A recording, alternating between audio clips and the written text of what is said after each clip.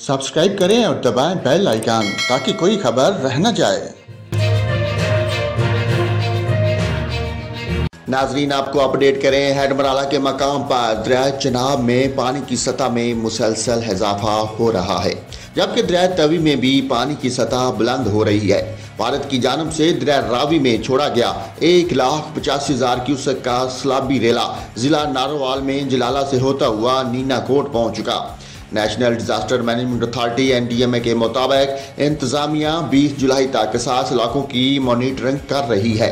NDMA के मुताबिक दरिया चिनाब पर मराला हेडवर्क्स और दरिया रावी में रजिस्टर के मकाम पर मॉनिटरिंग जारी है।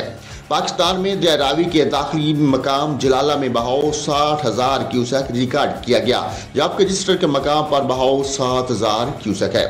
दरिया चिनाब में हाफिजाबाद पर मुमकिन सैलाब के खतरे के बायस जिला इंतजामिया ने हाई अलर्ट जारी कर दिया और जिला भर में 6 फ्लड रिलीफ सेंटर्स कायम किए गए।